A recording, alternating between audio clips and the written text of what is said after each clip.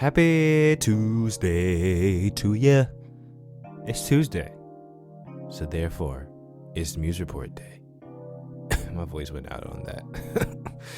Okay, I'm glad you guys tuned in this week. On this week's episode of the podcast, we have Anthony Bolden. I sit down with Anthony Bolden. Anthony is the program director for the Partnership to Educate and Advance Kids, aka PEAK, in Chicago, Illinois. He's also the host of the Embolden Podcast, which you should definitely tune in if you want some upliftment and encouragement and just some darn good advice on life. But I really get into his story in this episode. We break down how he pretty much got to where he is today, and honestly, I'm gonna be quite honest with and upfront with you guys.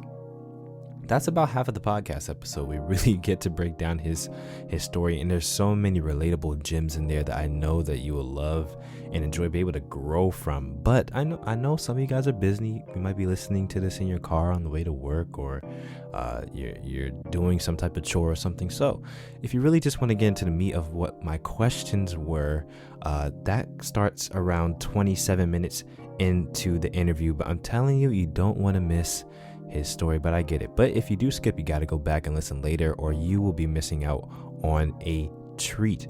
But we also get into the topics of mentorship, waiting for your moment, and growing your audience in that second half of the interview, which is also really good gold that you don't want to miss out on. So you guys picked a good week to tune in if you don't tune in every week, which you should, because this podcast is amazing.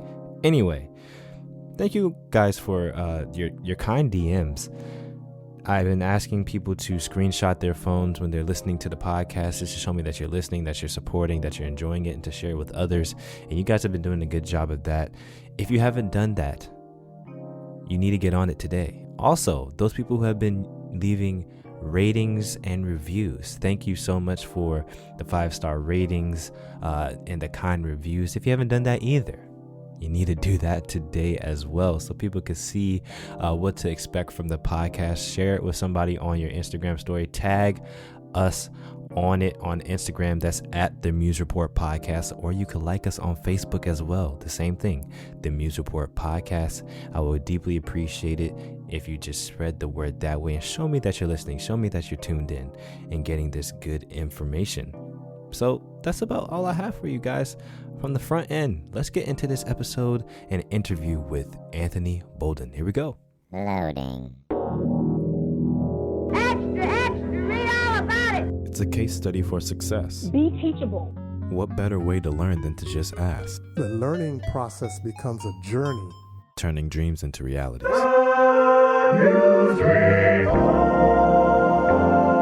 Part of execution is totally believing whatever you're doing is going to work. What are your passions and what are your gifts? And that's where it really starts. Chances are for taking. Take a chance on yourself.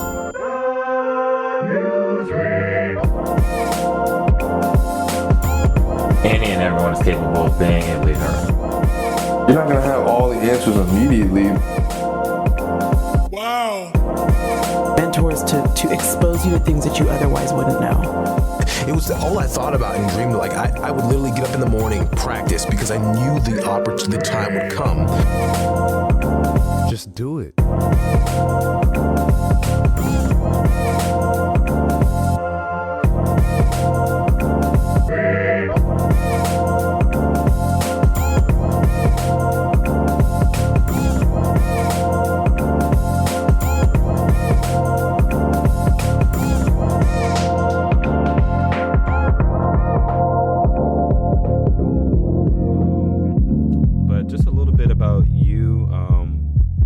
Could just introduce yourself for people that may not know you who are listening, and what you're currently doing.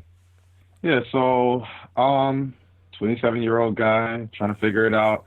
Currently, I am a program manager for a local nonprofit in Chicago, Illinois. It's called PEAK, which stands for the Partnership to Educate and Advance Kids. And pretty much what we do is we take inner city youth from Chicago's west and south side, mainly Brighton Park neighborhood, North, Lawndale, back of the yards, Humboldt Park. We take those kids from those very, very rough neighborhoods, and we give them a full ride scholarship to attend a private school called Holy Trinity High School in the north side of Chicago. It's a smaller high school in the city, only 350 students, about 75 students per class. They get a full scholarship. It is not an academic scholarship in that we do not target students who are the cream of the crop. Better yet, we target students who are academically average, which means they come through the door with a C average, with very average test scores. And then I think what we call like our special sauce is every student that we admit into the PEAK program and that is subsequently admitted into Holy Trinity High School is given a one-on-one mentor to kind of walk through high school with them. So in a nutshell, that's kind of what I'm doing on the professional front, So yeah, I don't know if I answered the question.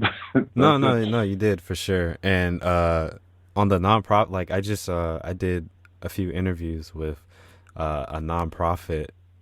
It's a nonprofit staffing agency. So like they staff for nonprofit organizations like the one that you work for. And like I actually had the CEO and founder on the podcast. And like she like opened up like a whole, I had no idea like the nonprofit sector was so like booming. Like honestly, I thought like maybe, I don't know, I just thought it was like all government funded. Well, it is, but like I just didn't think that there was that much money in the system, to be honest. Yeah, bro, it's an untapped thing. When I started looking into trying to find an opportunity with a nonprofit, I was really shocked at how many different type of nonprofits there are. That, like last week I went to this like networking thing in the city, and I mean it was literally this guy who has been doing nonprofit work for years. He was like, I know everybody in the city, so why don't I just have like a little social function that they can meet each other? Because a lot of times what will happen is you'll have one nonprofit on this side of the city, one nonprofit over here, one nonprofit over there, and they're all doing bits and pieces of the same thing, but needing to connect. And he created that opportunity for us all to connect. But one of the things that really shocked me was just how many ways you can really make a social impact in the world. Yeah. So you have people who are doing, like I run an educational nonprofit, but then you have people who are like, I mean, their nonprofit organization was like mainly what business is. But you don't think about it in that sense that it's a nonprofit. But they're not using those funds to necessarily gain benefit as much as, they're trying to help the next person. So I don't know. I thought it was so many, my mind was blown. So anybody who's listening, I would tell them, if you're looking for something different, nonprofit might be the way. It really opened my mind up too. I was like, wow, maybe I'll work for a nonprofit because I'm really mission based, and that was something that they really are made to do. Like that's what most nonprofits are made for. Just a little bit, I mean, we kind of know what you're doing now, a little background of how you got to where you are now. So that could, start as young as childhood, and like how you segued into the place that you are in the present. Yeah. So my journey was a little rough in the beginning. So grew up in there's some trauma there growing up, just with my parents. They were very young and inexperienced, both coming from broken homes themselves. So kind of went through that journey of back and forth from mom and dad, and just kind of watching my parents mature as individuals was interesting to see. And it definitely played both a negative and positive impact on me. I made my own mistakes in grade school. And just kind of growing through teenage years. I was raised in the hood, so and many times it was like you could be a drug dealer, you could be a rapper. Like success wasn't like that high. Success was like you could work for some job that might pay you $16 an hour, like you was balling. Drive you a 1993 Honda and get it souped up with some rims and a good system or whatever. So it's like you have to have this low standard of success. And what I always tell people is like junior year in high school is such a monumental moment for me, because I had this teacher who really became a mentor, who saw potential in me and just started pouring in me. But I also had a strong church environment. I think that really played a strong part too. Church was very, very active with the young people and just didn't let us, I don't know, just get caught up too much. Even if we were intentionally trying to run away from them, they would be chasing us down with programs that when we were young, I hated, Pathfinders and all these different things. But I mean, it definitely played a major role. And I see that now more as an adult than I did when I was a young person. So I ended up going to Oakwood University. And I remember kind of coming and being this outsider because my family, I mean, we went to an Adventist church, but I was raised Baptist. Didn't really know a lot of people. And I always tell people I was so shocked that when I came as a freshman, it seemed like everybody knew each other. And I was so confused how everybody else knew each other, but I didn't know anybody. So it was different. And I kind of came with this chip on my shoulder feeling like I had to prove myself. And I had to, make people respect me. And I don't know. I think that definitely put a healthy amount of drive and grit and passion within me, so it caused for me to really commit to the things that I was doing. But I also think it was playing a negative role because I kept trying to compare myself to other people and compare my gifts with other people's gifts instead of appreciating what God had naturally put in me and what God was trying to do with Anthony. But yeah, while at Oakwood, I think I had an amazing experience. I was there a lot longer than I should have been. I was there for 6 years. Came there studying theology, felt very impressed to study music, and I did that. Had the opportunity to direct this choir, the Voices of Triumph, which was very, very I don't know, monumental to for my leadership growth, right? Managing your peers is one of the hardest things you can ever do because it's they're not going to respect you because of your title. They're going to respect you for what you do. And I used to always tell them, people are not going to respect our choir based off of our title. We were the underdogs on campus. I mean, we were very terrible when I first got there. And it was my mission to really grow this choir and grow our sound. And I was we got to work harder than everyone else is working because we're working with less, right? But that not only played itself with the choir, but I think it just played a part in my life. So yeah, the choir was monumental to me. You said you came in a theology major? Yeah. My first year, I think I was, when did I switch to music full time? I switched to music full time the spring of my sophomore year. So coming out of high school, you wanted to be a pastor? Yeah. Oh. So I was 16 and I started to get my life together. And I just got really heavily involved in my church, and people, you speak for one youth program, and everybody think you should be a pastor. Yeah. You're right. So I believed them because I didn't know anything else. The only two other careers that I was considering when I was in high school was be a teacher, a music teacher, or poli-sci or something like that. So I said, why not? So I went to Oakwood studying theology, but God just had a different plan. And every time I remember I took music appreciation. That's what kind of sparked it. Mm-hmm. And I had Dr. Ferdinand and Makita Hampton. They pulled me aside one day. It was just you should consider being, being a music major. And I'm like, do you really think I could do it? And they're like, yeah, I think you could. You could do well. So making a long story short, I made that commitment. It was tough because I didn't really have music training. I could sing at church, but that classical piece, I literally had to start from ground zero. But I'm glad I did it. It really has helped me so much as a presenter, as a singer, as a preacher, because with music, you are learning how to present yourself, how to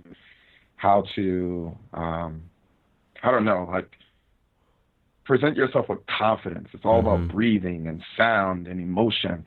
And I've seen myself use that in every single genre of life I found myself, all those skills that I kind of garnered as a music major. So, I was working with Dr. Bird. He came to Oakwood in 2012, and somebody said, hey, you should consider Anthony. He might be good for the Oakwood church as an intern. He asked me to intern, and honestly, he didn't know me from Adam, but we started building a relationship that just kind of took off. It really became like a father, son, nephew, uncle, nephew type of thing. And he was very, like, Dr. Bird has been like a key figure because he's just been like that primary teacher and just how to be like just a good professional, but also just how to do things right with a high standard of excellence. So he really impressed me to go to Andrews. He kind of pushed me. It's like, you should do it. You would definitely, be a great pastor. So I go to Andrews and get another opportunity to direct another choir there. It was the only Black choir on the campus, Deliverance Mass Choir. An amazing choir. I mean, I always tell people I really enjoyed directing that choir because the person before me had done such a good job in just training them. So when I got there, taking all of that Oakwood skill when it comes to music and then just applying it to them, it was just, I mean, really directing them was easy. Outside of dealing with attitudes, that's normal and stuff like that. Like the music part, it was easy. And one of the things I learned that I think was key while being at Andrews is that you have to adjust and adjust in a proactive way, not a reactive way.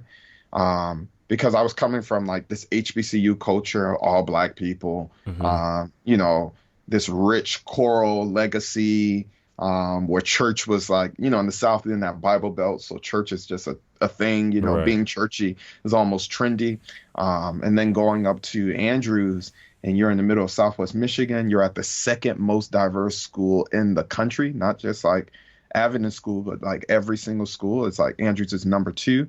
And just having to adjust my thinking, my speaking, my approach to people, how I reach people, how I do ministry. And that really helped me grow. So yeah, I think Dr. Bird was watching my progression while I was at Oakwood and while I was at Andrews, and an opportunity kind of opened up. Pastor Williams was leaving and he needed a new pastor, and he called me. He was like, I know you're halfway through Andrews, but would you consider becoming a full-time pastor? I always tell people I didn't have a pastoral degree. My bachelor's degree was in music. That's what I was trying to add that up. I'm like, wait, I'm still actually stuck on the part how you became an intern as a music major. Yeah, man. When I tell you I was blessed, this is what happened. I was leading VLT, and Dr. Ferdinand and Dr. Bird were in the process of getting ready for the Breath of Life revival, the very first one we had ever had on the campus. And he was like, I know a kid, Dr. Ferdinand. I know this kid. He's kind of rough around the edges, but he could be good. He's like, because Ferd knew if he told me something, I would listen. So he was like, he's a little rough around the edges, but if he'll do it. He'll do a good job. So they called me into the office and kind of talked to me about what I would need to do, and I said sure. Now I ain't gonna lie, that was the most rough 2 weeks ever, because I thought I was good until I started working with Dr. Bird. I was not good. But the role kind of just became like, you are the worship intern for Oakwood Church. And so I didn't really do any quote unquote pastoral things. I just did all the music for church. I did Sabbath school. I did Wednesday night prayer meeting, all the music for church on Sabbath morning. I was the first person Dr. Bird ever allowed to do a praise and worship song in church at Oakwood Church. All the AYs. And I got paid too. I was making good money. I don't say that to say you should do ministry for money, but it was also a job. And he took care of me. So that was that. And it's funny because that was the only light. He let me preach one time before I left, but my preaching skills didn't really, really grow until I went to seminary. So it's that was the only light that he had seen me in. When I was at Andrews, I brought DMC down to sing one time, and it went really well. It just went really well, right? And then we had this one opportunity where this is right around the Flint water crisis. He did a big water drive with Breath of Life, and he asked me to bring my choir from Andrews to Flint. I'm like, sure. So I took 16 singers, and we went there, and it was an interdenominational thing too. So there are people from all over the city, all different churches. And we sang, and it was great. So the context that Dr. Bird has always known me in is being this music leader. Right. So when he calls me and says, hey, I want you to be a pastor, I'm like, are you sure? my degree. I mean, I'm in seminary, but I'm still learning how to be a pastor. Right. He was like, Anthony, one thing I know is that pretty much I think he understood that like leading a choir, but being a leader in general, if you can understand like certain key like lessons or aspects about what leadership's all about, then I mean, it's really easily transferable. And it was. I mean, when I became the youth and worship pastor at Oakwood Church, it wasn't like hard transitioning, because for me, it was like I had a love for people and that love was genuine. I had an appreciation for all styles of worship, right? So Oak was a more moderate conservative church. I grew up in that type of church. Obviously, being younger, I'm a little bit more liberal in my worship than the people who I was pastoring. However, my approach to them was more of, I understand you and I am going to show you that I appreciate tradition outside of trying to kill tradition, right? Right. And even those simple things, that simple nuance of being patient with change and knowing how to lead change, it's like, I think part of what made me successful during my time at Oakwood. Now, there were definitely tons of learning lessons that I had to figure out, even down to like grammar and my speech. You know, Dr. Bird would sit me down after church and be like, yo, that subject verb didn't agree, or you need to slow down. You need to watch your pace, or don't use these type of words. Did you see how I did this? Did you see how I did that? Wow. And I think it played to my strength because I'm such an observational leader. I mean, not observational leader, observational learner. So he would just go and do it, and I would just watch, and then just do from watching. So yeah, I mean, I'm at Oakwood, trying to land this plane. So I'm at Oakwood and it's going okay. Like I said, it was going well. I love people, but I just the passion wasn't there, right? It was like, you kind of have this dream while you're in seminary and while you're at Oakwood, and all my friends were preachers. So you have this dream of like what being a pastor would be like, but there's a whole different reality. And pastors will tell you, like, being a pastor is not a walk in the park. It's a hard job. It's emotionally toiling. It's a lot of work. And it wasn't that the work was killing me as much as it was like, I knew that there was something more that I wanted to do, and I wanted God to help me identify that. So I started to struggle with that tension of like, what is next? And while enjoying what I'm doing. And literally, without, like, not audibly, but I literally felt like God said it to me. When I was asking him, what do you want me to do? Where am I supposed to go? I heard, go to Chicago. I want you to work for a nonprofit. I want you to go serve the people that, serve the community that you come from. And that's kind of like what became like my goal. So I did a little short program at North Park University and got a grad certificate in nonprofit management.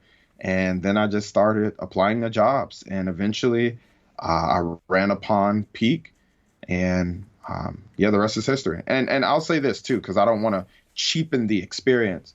It was a long process. It took a long time. You're right. I listened to that episode on your podcast, and I was like, wow, like it was like what, a year and 8 months? A year and 2 months. A year and 2 months, and I'm like, ooh. Yeah. I mean, that honestly, in the grand scheme of things, as far as God making moves in your life, I guess it's actually not that long. But I know for me and for any other human being, that's a long time. Bro, that's a very long time. Yeah. I was just like, wow, it made me think about it. Like, on that journey, you're like, you're going to question yourself. Like, anytime something doesn't happen within the time frame you think it should happen in, you automatically start thinking, is it me? Like, is it my gifts? Am I making the wrong decision? Like, am I actually not skilled enough? When people weren't calling me back for, like, I thought I had a nice resume, bro. Yeah. And I'm like, what is happening? Yeah. But I mean, sometimes God just allows you to go on these journeys that just really require faith. But also, I'm like, now that I'm here, I'm also realizing that, like, for God, it doesn't have to make sense. Like, for us, we want it to make sense. We want it to be able to tell a story and connect the pieces. But like, God, like, that's not God's requirement. Like, we made that up, right? Yeah. And like, even throughout this whole process, I'm like, nah, God, it needs to make sense. So when I tell people, but like, I've been hearing him say to me lately, but what if it doesn't? Like, what if I do something next that don't make it like it don't make sense at all? Yeah. Like, are you gonna trust me and still do what I tell you to do? And I'm just like, dang, you right. Like, dang, you okay? Yeah. There actually, you touched on so many points that I actually want to cover through that whole story. So as far as mentorship, you talked about being an observational learner, and for me, like I'm a super like literally every little thing that people do. Is that right? I don't know. I don't talk right sometimes. I don't talk right sometimes either, man. I just like whatever. On the podcast, I be saying all types of stuff. Anyway, listen, just get it how you live, bro. That's what I tell people. But that's really what I do, and I've had the privilege of being in the Aeolians for nearly 4 years, and just watching Dr. Ferdinand has been like one of the biggest like passive mentorships I've ever had. Just watching him. I had him on the podcast. And he was just dropping like knowledge bombs all over the place. And just lots of people, for millennials, the advice we get is to find a mentor. And that process I've noticed, even though I've had lots of passive mentors, I mean, even watching Dr. Burr, watching you, it's funny you telling me the story now, because I kind of was watching in the background for all this time, and I consider myself a pretty intuitive person, so I can kind of see little things, and I'm like, it's starting to click now. Things are making sense. Yeah. I first heard about you even before I got to Oakwood, because I knew that you were the director of VOT in like 2014 or something like that. And then when I got to Oakwood, I think you left, and then I saw when you came back when Pastor Tucson, the whole everything. I was just watching it. But as far as you had that mentor in Dr. Ferdinand first, and then he kind of passed you on to Dr. Bird. Twofold question, kind of. How do you go about finding the right mentor for you? And also, how do you approach trying to get that mentor, I guess, once you figure out who you want to work under or study? Yeah. Good question. I mean, I think the first one is actually the easiest out of the two questions, and it's the easiest to do. I think finding a mentor is almost like finding a friend. So you got to be attracted to them. There has to be something about them that pulls you, right? So it can't just be they're smarter than me, so let me just, flock under them. Like, their personality, their gifting has to really be magnetic to you, almost to the point where it's like, when you're watching them, like you're watching to learn. So whether it's a passive or a very direct, hey, do this, do that, do this, do that. I think that has to be the starting piece. And I'll say this to anybody, don't try to choose somebody just based off of like accolades. I mean, because a mentor could be someone who they might be your peer. Like, I know it's hard for us to think about it like that, but like, you're really kind of looking to someone who has had life experiences that you can learn from. So it's not really about like longevity of life. It's about what they can add to you. So that'd be the way I would answer it first. Make sure it's somebody that you are attracted to. And I'm not talking about like looks. I'm saying like who they are, what they've been through, what they bring. It's like literally what you need. And when you know that, like, and I think God will tell you that in whatever way that it might be in your gut, it might be a gut feeling. It may be just every time they do something, you're just like really impressed. Like those are signs of somebody that you might want to learn from, because that's the whole point of mentorship. You want someone that will teach you, or that you can learn from, and that'll make you better. Now, finding or turning that relationship from passive to direct, if you would, I think that's the harder part, right? Because some people are really, really, I don't know, afraid of this idea of being a mentor. Yeah, that's kind of what I sense. Yeah. Somebody asked my wife the other day to be or she would be their mentor, and my wife automatically kind of got like, what? Like, what does that even mean? Like, I mean, kind of overthinking the relationship, but that's kind of how a lot of people approach it. It's like, I don't know. That seems like a lot of commitment. I think I would say the same way you would build a relationship with a special someone, or even just like a platonic friend, it's probably the same way you want to try to build a relationship with your mentor. Like when I think about how me and Ferd actually became close, it wasn't really me. Like I never sat him down and said, Ferd, I want you to be my mentor. As much as I think he noticed that like I was watching him, and he saw the spark in my eye. He saw the passion and hunger to learn from him. And him being just an amazing teacher, he was willing to teach. He was willing to give me what I was looking for. And that relationship just continued to grow. And so that's the way you got to approach it. It just has to happen naturally. I mean, and I think there's ways that you can begin to let someone know that you want what they have to offer. And that can literally be just simply starting a conversation. So whether it's like your professor after class, go talk to them, or maybe go talk to them during their office hours. Like, because literally, like the mentoring comes in the relationship.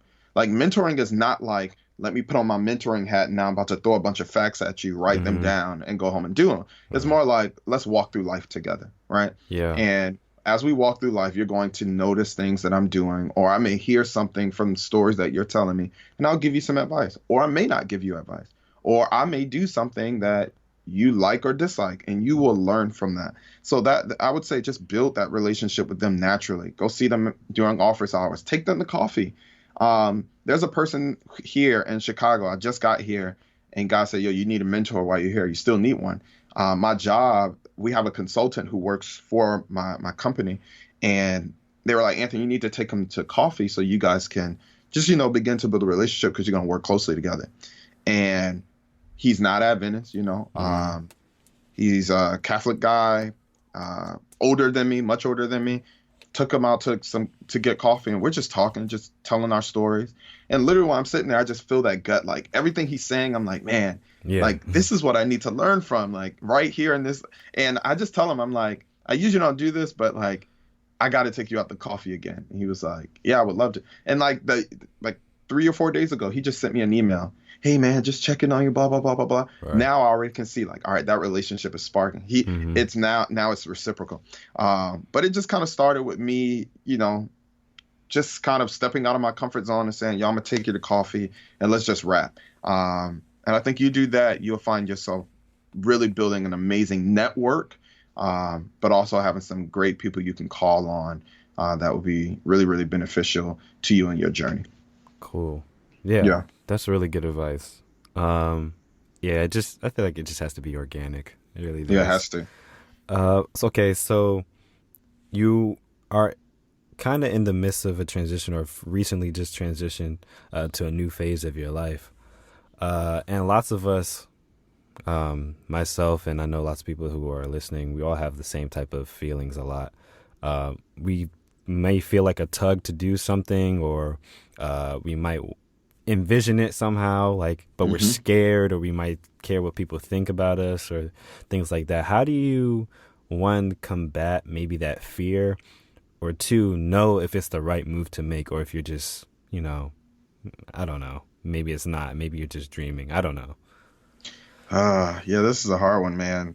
All right, I'm gonna say a few things. The first thing I'm gonna say is the most profound statement I've ever heard about fear came from a friend of mine, Richard Martin, who just dropped a book, by the way. I want to just throw that plug in for Richard. I think it's called Steps Ordered or something like that, or Ordered Steps. That's what it's called, Ordered Steps. But yeah, Richard Martin came on my podcast and he said something that just blew my mind. And to this day, it still sticks with me. He said, you need not fear, and I'm paraphrasing, you need not fear about the future or how things will turn out in the future. He said, better yet, he was like, anytime you find yourself afraid of doing something new that you've never done before, know that what fear is trying to attempt make you feel, like that insecurity, that vulnerability, it was like that fear, it's not informed by anything. It's like, so I'm like, why?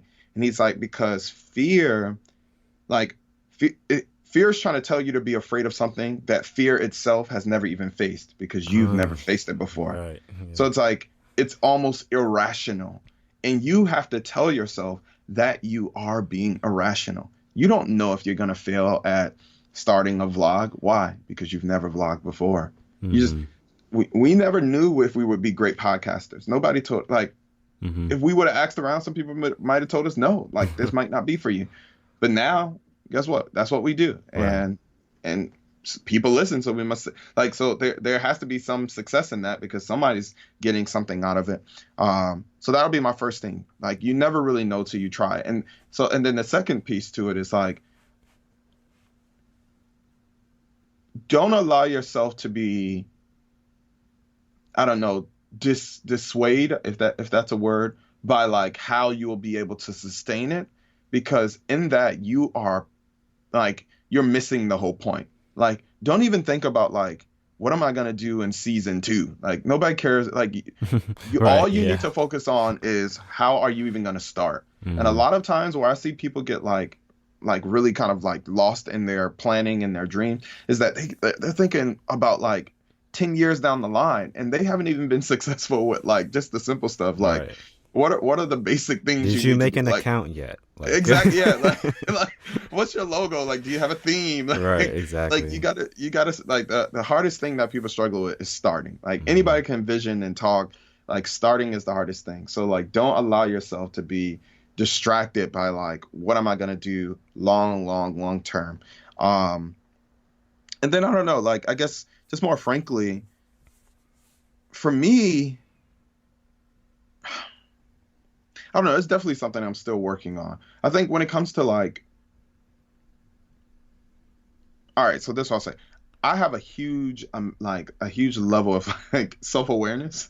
So I am a little fear adverse. So I'm never like gonna put myself in a situation where I don't think I'm going to be successful.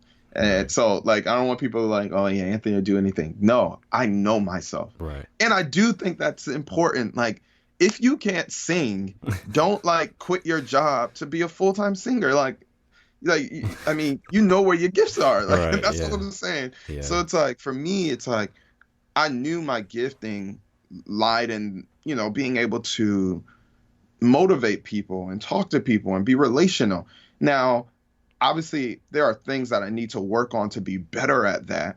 But I knew that there was some comfort there. There was some natural gifting there. So I started to build on that. So for me, I'm like, you got to employ some self-awareness anytime you're kind of trying to take a step.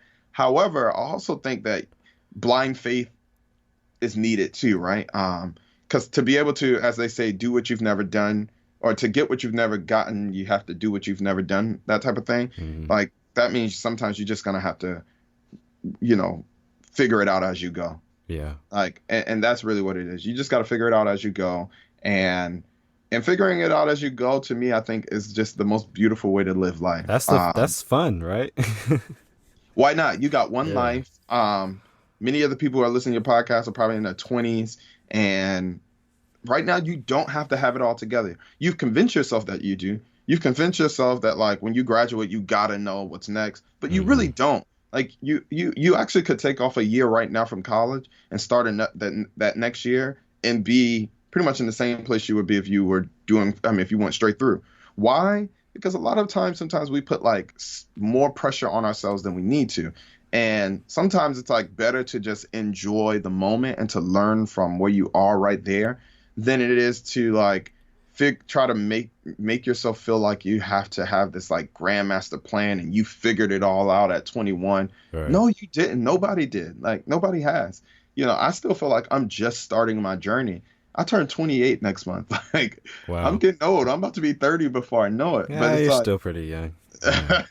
just so I don't know. I just say to people, like, I mean, allow yourself to breathe, because in the grand scheme of things, like Gary Vee says this all the time.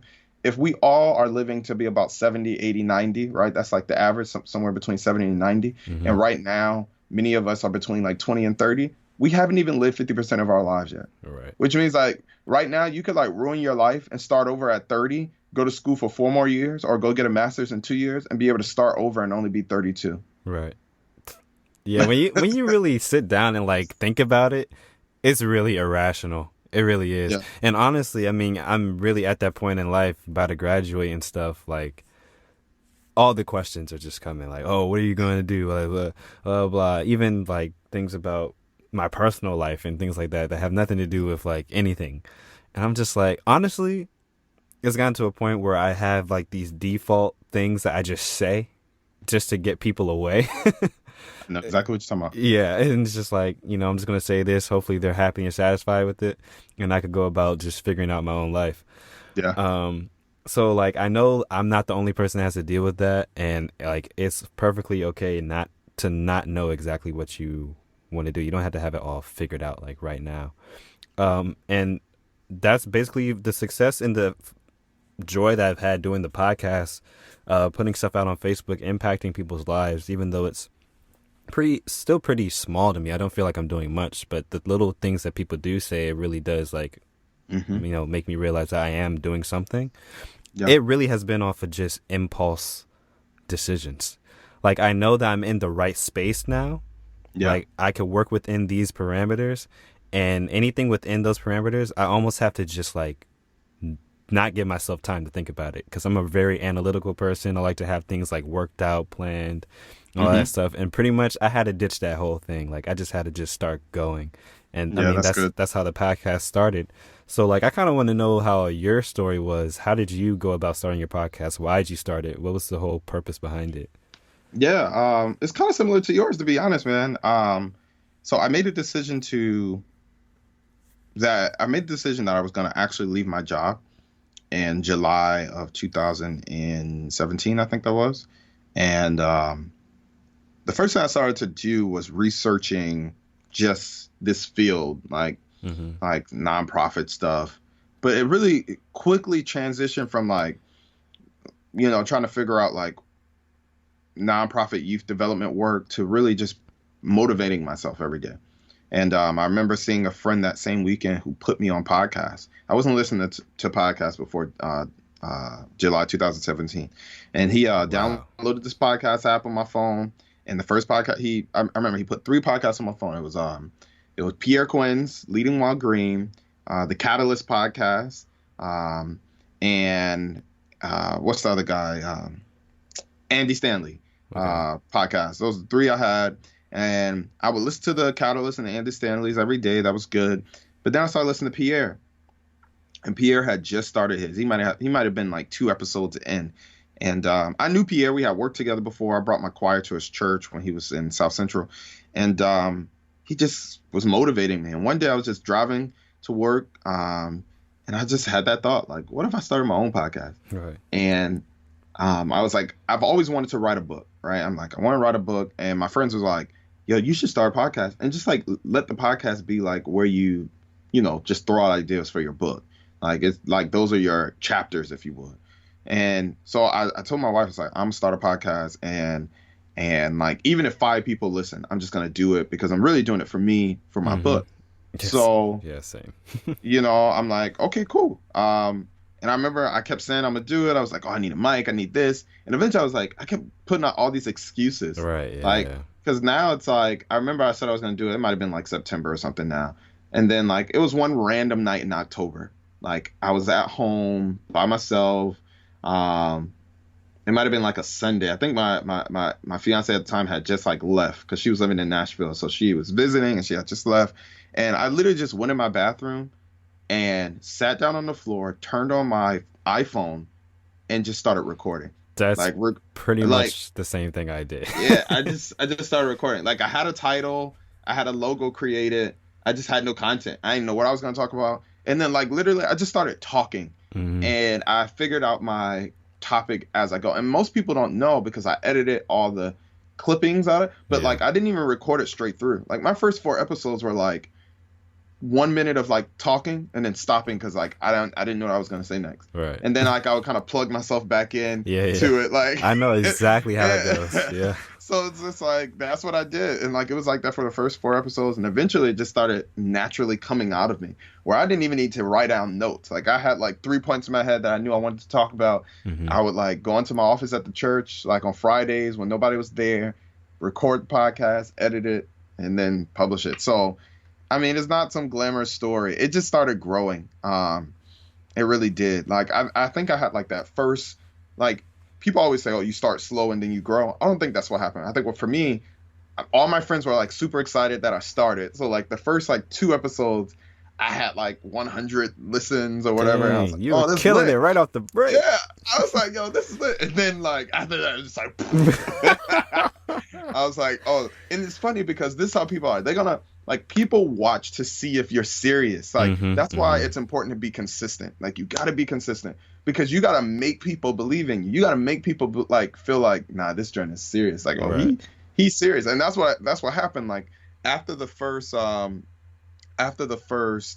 2 episodes, it went down to like maybe like 30 a week, and I don't know what I told myself when I first started. 5 would be enough, but like because I had that 100, I felt you're like, oh man, I could do better, man. Yeah. So like I kept pushing and pushing and pushing, but honestly, that thing just started to grow naturally, and it wasn't until like I did this like right at the end of this past season, I did this like relationship. No, first it was what's stopping us from being great. Like I just saw this weird boost. Like it was like I would average, I don't know, maybe like 70, 80 a week. And I was like, okay, I'm comfortable with that. Like I knew who my core audience was and I know how to build it. And then it just like jumped from like 70, 80 to like 150. I'm like, wow, okay, this is dope. Like back to back to back, consistent every week, 150 plays. I'm like, okay, per episode. So then I started that like relationship goals thing, and it just, and I'm just like, what? I was shocked. However, as soon as I finished that series, that's when I got the job, and like I was just like, I got all this great success on the podcast, but like, if I can't keep up like that consistency, and then I'm gonna start putting out trash. So I might as well just like press pause. And even since I've pressed pause, like I haven't recorded a new episode in almost 2 months. I still get like at least 200 a week. Like just new people just coming in listening, which now is kind of making me like, yeah, I gotta do it again. But it also shows me like once you've put in work, and this is for anybody who's been doing something for a while, once you've put in work, like eventually, like it's almost like when you go bodybuilding, right? You know how they say like when you lift weights, like you only have to lift weights for like 30 or 40 minutes, but your body is still working after the lifting has stopped. And like I think once you've really put in work in your craft, like eventually people are gonna always kind of go back to what you've been doing because they're gonna like there's gonna be a reverberation of like that work that you've put in. So yeah, for sure. I mean, towards the end of the podcast, I'll ask you a few more questions that are just like solely for me. I'm sorry, audience, but yeah, I'll probably edit that out anyway. If you had a billboard that was solely like you sponsored the billboard and you could tell the world anything that you wanted to say, what would you put on the billboard? You can do anything you want.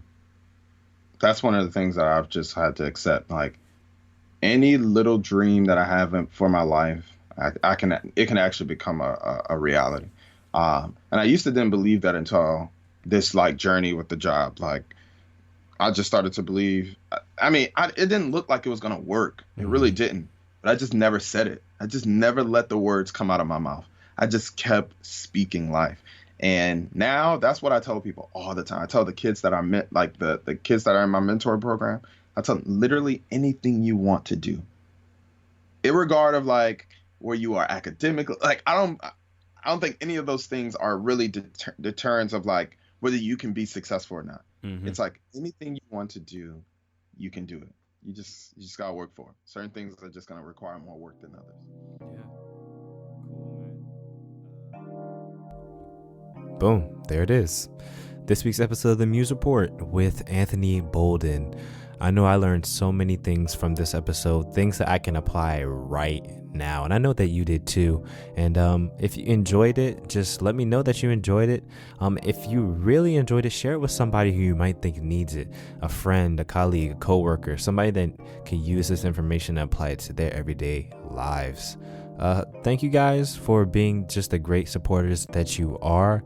I will talk to you guys next week, and also I will put all of Anthony's contact and link information so that you can connect with him in the show notes. Until next week, guys, keep turning your muse into reality every single day. Well, that's the end of our MRP episode. Thank you for listening, everything, but it's time to go. We'll have a new one for you next week on the flip side. But until then, don't kill the vibe, subscribe. Don't kill the vibe, make sure you go ahead and subscribe. Don't kill the vibe, make sure you go ahead and subscribe. Don't kill the vibe, make sure you go ahead and subscribe. Don't kill the vibe, make sure you go ahead and subscribe.